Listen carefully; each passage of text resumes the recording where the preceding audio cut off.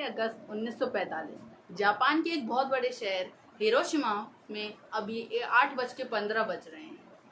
सुबह का टाइम है।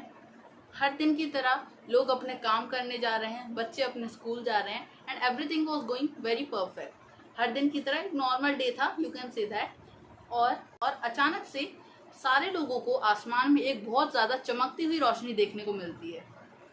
पहले तो उन्हें लगता है कि ये तो कुछ वर्ल्ड वॉर 2 का टाइम था, तो ये कुछ भी हो सकता था। और पर उन्हें ये बात बिल्कुल नहीं पता थी कि ये और कुछ नहीं बल्कि एक एटॉमिक बॉम्ब है, यानी एक न्यूक्लियर वेपन है, एक परमाणु हथियार है। अब ये आखिर किसने गिराया? ये गिराया गया था अमेरिका के द्वारा, USA, United States of America के द्वारा। अब लोगों को जहाँ तक कि ये भी नहीं पता था जापान के अंदर what is an atomic bomb या फिर ऐसी टाइप की कोई चीज़ क्या बन भी चुकी है। जापान के लोगों को क्या, ये जापान को मतलब जापान की अथॉरिटीज़ को, जापान की गवर्नमेंट तक को नहीं पता था कि ऐसा कुछ बन भी चुका है। एंड ये वाली टेस्टिंग और अमेरिका ने ऑलरेडी कर दी है for using that on Japan. तो आखिर ऐसा क्या हुआ कि अमेरिका ने इतना बड़ा कदम उठाया? ऐसा क्यों किया अमेरिका ने कि उसकी वजह से ही 1.5 लाख से 2 लाख लोगों तक की मृत्यु हो गई सिर्फ इस एक खतरनाक से इवेंट के अंदर, जो कि सिर्फ हिरोशिमा में नहीं नागासाकी में भी गिराया गया था। ये इतना ज़्यादा खतरनाक था कि लिटरली फॉर एग्जांपल लाइक जो शैडोज एट दैट टाइम, जो लोग वहाँ पर खड़े थे उनकी शैडोज तक आज भी हमें वहाँ देखने को मिलती हैं, जो कि बहुत कमाल की बात है क्योंकि 1945 से अब तक इतना ज़्यादा टाइम हो चुका है, इतने साल हो चुके हैं, वर्ल्ड वॉर सेकेंड को हुए ही इतने साल हो चुके हैं, but they are still now. वो सब परछाइयाँ, वो सारी शेडोज अभी भी वहीं पर हैं। और ऐसी हमें और भी एक्टिविटीज़ हमें देख को मिल चुकी हैं जो कि वहाँ पर होती रहती हैं। हमने देखा है कि आज के टाइम पे भले ही इतना ज़्यादा रेडिएशन वहाँ पर नहीं है क्योंकि the radiation has gone totally, mostly radiation जा चुका है, जिसकी वजह से क्या है अभी इंसान वहाँ रह सकते हैं। इवन अभी भी जापान में बहुत बड़ा शहर भी है, but at that time radiation इतना ज़्यादा हो गया था कि रेडिएशन के कारण ही बहुत सारे लोगों को 3rd डिग्री बर्न्स भी हो गए थे। और इतना ज़्यादा खतरनाक मंजर वहाँ लोगों को देखने को मिला। एंड ये इतना ज़्यादा खतरनाक था, यू कैन इमेजिन बाय कि जो ब्राइटनेस आई थी वो ब्राइटनेस ही इतनी खतरनाक थी कि लोगों को उसने पूरी तरीके से अंधा कर दिया था, कंप्लीट ब्लाइंडनेस उसने कॉज कर दी थी, ये सिर्फ एक अकेले बॉम्ब ने। ऐसी नागासाकी में भी इससे बड़ा बॉम्ब गिराया गया था जो कि कुछ चीज़ों में हिरोशिमा वाले बॉम्ब से बेटर था, कुछ चीज़ों में उससे थोड़ा सा लो था, यानी कि टोटली यू कैन से ये उसके बराबर ही था। तो आखिर ऐसा क्यों हुआ? अमेरिका ने ऐसा क्यों किया? वर्ल्ड वॉर सेकेंड में ऐसी क्या चीज़ हो गई थी कि एटॉमिक बॉम्ब को यूज़ करना पड़ा अमेरिका को? Like this is just unbelievable. जहाँ तक कि जापान को भी नहीं पता था कि उसके साथ ऐसा कुछ होने वाला है। तो इस स्टोरी को आज की वीडियो में हम पूरी तरीके से समझने वाले हैं, तो इसलिए इस वीडियो पे लास्ट तक ज़रूर बने रहें। और अगर आपको वीडियो पसंद आए तो इस वीडियो को लाइक ज़रूर करिएगा and also share it with your friends and family. So बिना टाइम वेस्ट करे, let's get started. As the cloud goes higher and higher, its rate of rise constantly decreases, and gradually the tremendous energy of the cloud begins to spend itself. Before the test, there was much speculation concerning the height to which the cloud would rise. Some predicted it might equal the 60 to 70,000 foot altitude reached by the previous Nagasaki cloud.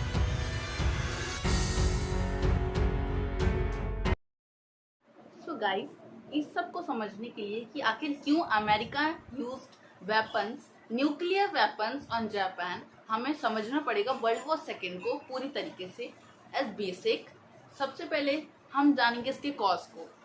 In starting Germany, जो कि एक बहुत बड़ा देश है आज के time पे यूरोप में, उस टाइम में ना ट्रीटी ऑफ वर्साइल्स नाम की एक ट्रीटी जो कि वर्ल्ड वॉर 1 के बाद बनी थी, उसकी वजह से एक व्यक्ति एडोल्फ हिटलर को वो बिल्कुल पसंद नहीं आई, जिस कारण उसने वॉर स्टार्ट कर दी। First of all he invaded Poland on 1 सितंबर 1939, जिसकी वजह से वर्ल्ड वॉर 1 स्टार्ट हो गई। 1 सितंबर को उसने ये काम किया। 3 सितंबर को फ्रांस और ब्रिटेन ने उसके ऊपर जंग का ऐलान कर दिया, जिसके बाद धीरे धीरे बाकी कंट्रीज भी जर्मनी के साथ जुड़ती गई। जब उन्होंने देखा कि Germany was continuously growing, like you will not believe 1939 से 1945 इतने टाइम में उसने लगभग ऑलमोस्ट होल ऑफ यूरोप, पूरा का पूरा यूरोप, जो कि इतना बड़ा है वैसे देखा जाए तो, उसे पूरी तरीके से अपने एरिया के अंडर ले आया था। जबकि Germany was not that much big, उतना बड़ा नहीं था यूरोप के कंपैरिजन में। और आज के टाइम पे भी जो जर्मनी है वो यूरोप के कंपैरिजन में छोटा ही है, बड़ा नहीं है ज़्यादा भी। और ये सब देख के धीरे धीरे इटली, जापान जैसे और कुछ छोटे मोटे कंट्रीज भी उसके साथ में जुड़ गए कि हम भी एक्सेस पावर्स बनेंगे। एक्सेस और एलाइज क्या है? एक्सेस पावर्स को आप कंसीडर कर सकते हो दी विलन्स एंड एलाइज को हीरोज। लाइक एलाइज में कौन कौन था? ग्रेट ब्रिटेन यानी कि यूनाइटेड किंगडम, वही ब्रिटिश एम्पायर जिसने अपने इंडिया के ऊपर राज किया था उस टाइम पे। And you will not believe, India के सोल्जर्स तक वर्ल्ड वॉर सेकेंड में on behalf of British empire लड़ रहे थे। एंड ब्रिटिश एम्पायर हो गया, सोवियत यूनियन यूएसएसआर, और United States of America and of course France. ये सारी कंट्रीज जो थे इन्होंने वर्ल्ड वॉर के अंदर मेन अपना हक जताया एज दी एलाइज। ऐसे बहुत कंट्रीज थे, जैसे लाइक चाइना भी एक एलाई था, बट बहुत सारे ऐसे कंट्रीज हैं जो कि ज़्यादा योगदान नहीं दे रहे थे अपना, but they were the part of allies. ऐसी एक्सेस में हमें सबसे पहले तो जर्मनी देखने को मिला, फिर आया इटली। इटली के अंदर उस टाइम पे राज था बेनिटो मुसोलिनी का, जो कि एक तानाशाही थे। जैसे हिटलर जर्मनी के अंदर था, वैसे ही वो भी एक तानाशाह थे इन इटली। और इटली में ना उन्होंने ज़्यादा कुछ किया नहीं यूरोप के अंदर, ये बात तो है। इवन वो ग्रीस तक इससे हारने वाले थे, उन्हें जर्मनी की मदद पड़ी थी। उनने अफ्रीका में अपना ध्यान दिया। Point to be noted, Europe के अंदर जर्मनी ने अपना मेन ध्यान दिया, अफ्रीका और बाकी दुनिया में थोड़ा थोड़ा इटली ने भी ध्यान दिया, और थोड़ा बहुत यूरोप में भी, क्योंकि इटली यूरोप में था। फिर इस तरफ, क्योंकि ये वर्ल्ड वॉर है, सिर्फ यूरोप और अफ्रीका की तरफ तो होगा नहीं। फिर बाद में 1940s के अंदर एक और कंट्री ऐड हुई in the power of axis powers के अंदर एक और कंट्री आई, जो कि है none other than imperial Japan और जापानीज एम्पायर, जिसे आज हम जापान कहते हैं। पर जापान का मेन फोकस था एशिया। एशिया के अंदर उसने बहुत ज़मीन ऑलरेडी ले चुकी थी वर्ल्ड वॉर से पहले ही। जापानीज एम्पायर बहुत बड़ा था as shown in the map, and Japanese empire अपने बॉर्डर्स को और बढ़ाता जा रहा था। चाइना का एक मेजर पार्ट, आज के चाइना का एक major part was in Japan at that time. फिर ना सब कुछ सही था, वर्ल्ड वॉर चल रही थी अच्छे से, एंड फिर अचानक से यूनाइटेड स्टेट्स बिल्कुल अलग था, अमेरिका बिल्कुल अलग था वर्ल्ड वॉर से। वर्ल्ड वॉर 1 के अंदर अमेरिका को बहुत दिक्कतों का सामना करना पड़ा, तो सीधी सी बात है उसने मना कर दिया, मेरे को इस वॉर में कोई मतलब नहीं है, मैं इसके साथ नहीं आऊँगा, किसी की तरफ बिल्कुल नहीं आना है मुझे, क्योंकि पिछली बार मेरे को बहुत ज़्यादा प्रॉब्लम आई है, इस बार मेरे को आना ही नहीं है वर्ल्ड वॉर के अंदर। बट पता नहीं क्यों जापान ने उसे ज़बरदस्ती धकेलने की कोशिश करी। अब इसकी भी बहुत बड़ी चीज़ है। असल में क्या हुआ, 1941 के अंदर पर्ल हार्बर अटैक हुआ यूएसए की एक मिलिट्री एयरबेस में, जो कि बहुत ज़्यादा बड़ा एयरबेस था, जहाँ पर बहुत ज़्यादा काम होता था, और वो यूएसए के लिए बहुत ज़्यादा ज़रूरी था, और उसे पूरी तरीके से डिस्ट्रॉय कर दिया गया by Japan. And you know, ये सब चल ही रहा था। जापान के इस अटैक का एक रीज़न भी था। एशिया में जापान अपने जो मेन आइलैंड्स कंट्रीज थे उस टाइम पे, ऑस्ट्रेलिया और इंडियन सब कॉन्टिनेंट के नीचे और बीच में, वहाँ पर इनमें ना जापान को अपना कब्जा करना था, और कब्जा करने के लिए वो ले तो लेता, पर बाकी कंट्रीज इतने सारे ऑलरेडी वहाँ पर थे, वो भी पावरफुल सुपर पावर्स, उनमें से एक था यूएसए। अगर यूएसए ने जो फिलीपींस को उस टाइम पे यूएसए ने ऑक्यूपाई कर रखा था, फिर अगर फिलीपींस उसके पास आ गया तो उसके लिए, जापान के लिए एशिया में राज करना बहुत आसान हो जाएगा। इसलिए ये सोचकर उसने सोचा मैं अमेरिका पे हमला करता हूँ। बट ये सीधे हमला करने से तो पूरा जापान ही चला जाता, पूरा अमेरिका जापान को आराम से ख़त्म कर देता। इसलिए इसी डर से उन्हें एक स्ट्रैटेजी का यूज़ करा। द स्ट्रैटेजी वॉज, उनने सबसे पहले तो ध्यान दिया कि जो इनके मिलिट्री एयरबेस है ना, जहाँ पर इनके हथियार हैं, सब कुछ है, उसे ही तोड़ देते हैं, फिर आराम से करते रहेंगे और ये लोग हमें बिल्कुल नहीं रोक पाएंगे। फिर तो इनके मेनलैंड में घुस के ही वॉशिंगटन पे हमला कर देंगे, तब भी कुछ नहीं बिगड़ेगा, धीरे धीरे हम इन्हें खत्म कर देंगे।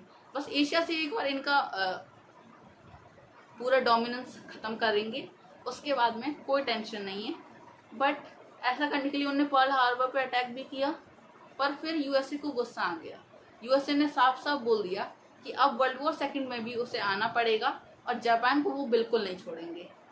पर क्या ये लौता रीज़न था कि उसे न्यूक करा गया? क्या ये वो एक नौता रीज़न था कि हिरोशिमा और नागासाकी पर इतने खतरनाक बॉम्ब गिराए गए? जवाब है नहीं। ऐसे बहुत सारे रीज़न थे, क्योंकि ना इतना बड़ा इवेंट एक मेन इवेंट से, छोटे से इवेंट से नहीं होता है। Pearl Harbor was very small in comparison to Hiroshima and Nagasaki bomb blast. इसलिए ना इसके पीछे एक लंबी चेन ऑफ इवेंट्स है। पहली चीज़ तो पर्ल हार्बर अटैक थी, जिसकी वजह से वर्ल्ड वॉर सेकंड में यूएसए की एंट्री हुई, बट उसके बाद भी ऐसा बहुत कुछ होता गया। फिर ना अभी हम यूरोप पे और अफ्रीका पे ध्यान ना देते हुए अगर सीधे फास्ट फॉरवर्ड करेंगे तो हमें पता चलेगा धीरे धीरे करके जब जर्मनी ने सोवियत यूनियन पे हमला करने का सोचा, तब Germany was losing eight that time और जर्मनी पूरी तरीके से खत्म हो गया। 7 मई के अंदर पूरी तरीके से जर्मनी की आर्मी ने सरेंडर कर दिया कि अब हम और नहीं लड़ेंगे। बट ऐसा क्यों हुआ आखिर? ऐसा क्यों कि उन्होंने ऐसा किया? तो टोटली ये अनकंडीशनल सरेंडर था, यानी कि इसका कोई मतलब नहीं था सरेंडर करने का, पर शायद वो अपने देश को थोड़ा बचाना चाहते थे, क्योंकि सोवियत यूनियन और फ्रांस दोनों तरफ से हमला कर रहे थे और ग्रेट ब्रिटेन भी। अब इस सब के बारे में अगर आपको और जानना है और समझना है तो आप ज़रूर कमेंट सेक्शन में बता सकते हैं, तो मैं ज़रूर इसके ऊपर भी एक वीडियो ज़रूर बनाऊंगा। तो उस टाइम पे ना यूरोप के अंदर तो जर्मनी ख़त्म हो चुका है 7 मई 1945 के अंदर। 7 मई 1945 की बात कर रहा हूँ मैं। जर्मनी की डोमिनेंस ख़त्म, जर्मनी का एरिया ही ख़त्म। उसे क्या था, उसे ना 4 से 5 देशों ने पूरी तरीके से उसके मेन एरिया पे ही कवरेज कर लिया था, पूरा उसे अपने अंडर कर लिया था। तो जर्मनी का खेल ख़त्म हो गया था वर्ल्ड वॉर सेकंड से। इटली की बात रही, इटली ने सरेंडर कर दिया, इटली ने भी ऑफकोर्स अपने आप ही सरेंडर कर दिया। उसके बाद बचता है जापान। जापान एक मेजर सुपर पावर थी उस टाइम की, जो कि वर्ल्ड वॉर सेकंड में अभी भी लड़ रहा था और अभी भी बोल रहा था कि हम लड़ेंगे। फिर ना अब यूएसए और बाकी कंट्रीज ने, USA, People's Republic of China, Great Britain और साथ ही में फ्रांस, और इन सभी कंट्रीज ने, सारे एलाइज ने सोचा कि अब एक ही कंट्री बचा है, इसे जंग के बिना ही हटा देते हैं, यानी इससे सरेंडर करवा देते हैं, टोटली मिला के इसे सरेंडर करवा देते हैं। तो सरेंडर करवाने के लिए जुलाई 1945 में एक अल्टीमेटम दिया जाता है जापान को कि सरेंडर कर दो, नहीं तो हम कुछ ऐसा करेंगे कि जापान में बहुत बड़ी डिस्ट्रक्शन होगी, बहुत ज़्यादा बड़ी स्केल पर डिस्ट्रक्शन होगी, और उसके जिम्मेदार सिर्फ एक ही इंसान होगा, जो कि है emperor of Japan, Hirohito. Hirohito उस टाइम का एम्पेरर था जापान का, जो कि जापान का उस टाइम पे रूलर था। एम्पेरर तो आज के टाइम पे भी जापान में होता है, पर आज उसके पास पावर्स नहीं होती हैं। उस टाइम पे सबसे ज़्यादा पावर्स एम्पेरर के पास थी। एम्पेरर का डिसीजन था कि वो सरेंडर करेगा या नहीं करेगा। उसने इस सब को मजाक में लेके हिरोहितो ने साफ साफ मना कर दिया कि आखिर इन लोगों ने सोच भी कैसे लिया कि जापान सरेंडर कर देगा। जापान बिल्कुल भी सरेंडर नहीं करने वाला है, क्योंकि हम एंड तक लड़ते रहेंगे। अब ना धीरे धीरे करके टाइम बीतता गया, बहुत बोला गया जापान से, पर उनने बात नहीं मानी, जिसके बाद यूएसए ने साफ साफ सोच लिया था कि अब उन्हें क्या करना है। अब वक्त आ चुका था अपने खास चीज़ को यूज़ करने का। उसी टाइम पे invented nuclear and atomic bombs को यूज़ करने का। न्यू मैक्सिको सिटी के अंदर टेस्टिंग करवाई गई। Testing was successful. बहुत ज़्यादा बुरा और ख़तरनाक बॉम्ब है ये, पता चल गया। तो अब ठीक है, अब इतना बुरा और इतना खतरनाक है तो इसे डाल दो। तो सीधे 6 अगस्त को सुबह 8:15 AM सब कुछ नॉर्मल चल रहा था। अचानक से लोगों को आसमान में बहुत ज़्यादा रोशनी देखने को मिली and they didn't realise that that was a atomic bomb. इस एटॉमिक बॉम्ब का नाम था लिटिल बॉय। लिटिल बॉय भले इसका नाम था, बट ये बहुत ज़्यादा खतरनाक था। और उस टाइम पे अमेरिका के B-29 बोइंग एयरक्राफ्ट से ये गिरा और अचानक से सन्नाटा छा गया पूरी तरीके से। लाइक वो शहर पूरा खत्म हो गया कुछ सेकंड्स के अंदर। और एंड यू नो, ये इतना खतरनाक था कि आज भी हमें उन लोगों की शैडोज वहाँ देखने को मिलती हैं जो लोग वहाँ उस टाइम पे खड़े थे। और कुछ तो म्यूजियम्स में है और कुछ पब्लिक सीइंग के लिए बाहर भी हैं। हमें अक्सर वहाँ पर घूमते हुए देखने को मिल सकती हैं वो। ये बहुत ज़्यादा कमाल की बात है और सच में ऐसी बात है जिस पर विश्वास नहीं करा जा सकता है इतनी आसानी से। बहुत ज़्यादा मुश्किल विश्वास करने के लिए, पर यही सच है क्योंकि एटॉमिक बॉम्ब में बहुत ज़्यादा ताकत होती है। एंड यू नो, फिर नागासाकी में भी 3 दिन बाद 9 अगस्त को ये गिराया गया। बट एक सेकेंड, 6 अगस्त के बाद जापान ने सरेंडर नहीं किया क्योंकि ये सब सरेंडर करवाने के लिए था मेन। हिरोहितो ने लिटरली इस इतने बड़ी डिजास्टर के बाद भी साफ साफ मना कर दिया, हम अभी भी सरेंडर नहीं करेंगे। तुम एक सिटी को अगर ऐसे ख़त्म भी कर दोगे तो इसका मतलब ये नहीं है हम वर्ल्ड वॉर सेकेंड से पूरी तरीके से हट जाएंगे। इतनी बड़ी डिस्ट्रक्शन के बाद भी उन्होंने साफ साफ मना कर दिया। बट उसके बाद में अमेरिका ने भी सोच लिया एक अकेला नहीं था हमारे पास, एक अकेला बॉम्ब नहीं है हमारे पास, और भी हैं। तो सीधे नागासाकी पे 9 अगस्त को गिराया गया फैट मैन नाम का एक एटॉमिक बॉम्ब। एंड ये वाला जो एटॉमिक बॉम्ब था ना, कुछ चीज़ों में हिरोशिमा वाले लिटिल बॉय से अच्छा था, कुछ चीज़ों में उससे थोड़ा सा लो था, ज़्यादा अच्छा नहीं था ना। तो totally you can see that वो बराबर पावरफुल ही थे और थोड़े अलग अलग टाइप्स के भी थे वो। एंड वो ब्लास्ट होते ही हिरोहितो ने सोच लिया कि अगर मैंने अभी सरेंडर नहीं किया तो ये एक एक करके ऐसे जापान को ही पूरा खत्म कर देंगे, क्योंकि न्यूक्लियर बॉम्ब्स की इनके पास कमी नहीं है। ये मेरे जापान को पूरी तरीके से खत्म कर सकते हैं। तो इसलिए कुछ समय बाद उन्होंने सरेंडर कर दिया और फाइनली 2 सितंबर 1945 को वॉर खत्म हुई with an official surrender from Japan. अब उन्हें सरेंडर तो कर दिया था, बट अभी भी उन्हें इस बात का बहुत बुरा लगा कि आखिर ऐसा क्यों किया अमेरिका ने। अमेरिका ने जो भी किया वो सिर्फ और सिर्फ ह्यूमैनिटी को बचाने के लिए किया भले ही, बट जापान में बहुत ज़्यादा प्रॉब्लम्स आ गई थी। एक क्वेश्चन सभी के दिमाग में ये उठता है, आखिर हिरोशिमा, भले हिरोशिमा नागासाकी बहुत बड़े शहर थे उस टाइम पे, आज भी अच्छे खासे बड़े शहर हैं, वहाँ पर लोग घूमने जाते हैं because of that atomic bomb only, but फिर भी वो बहुत बड़ा एरिया था, बहुत बड़ा शहर था।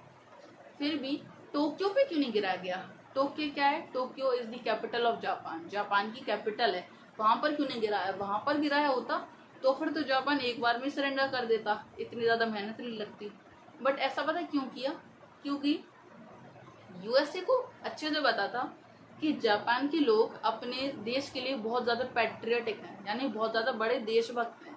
अगर वो टोक्यो में गिरता और टोक्यो में अगर एम्पेरर टोक्यो में रहता था, तो इसलिए अगर एम्पेरर ही खत्म हो जाता तो फिर जापान की जनता को इतना गुस्सा आता, लिटरली वो अमेरिका में पहुंच के जंग कर सकते थे। वो बिल्कुल छोड़ते नहीं अमेरिका को, जनता ही इतनी ज़्यादा खतरनाक थी वहाँ की। इसलिए उन्होंने सोच लिया इतने बड़े वॉर को रोकने के लिए हमें उसकी इतनी बड़ी शहर, मतलब इतना नहीं है कि बिल्कुल छोटे छोटे शहरों को, पर टोक्यो को बिल्कुल नहीं करना है ना, एम्पेरर को बचा के रखना है ना, सरेंडर करने वाले को तो बचा के रखेंगे, बाकी उसे पूरी तरीके से खत्म कर देंगे। और कुछ सेकंड में उन्हें कर दिया गया।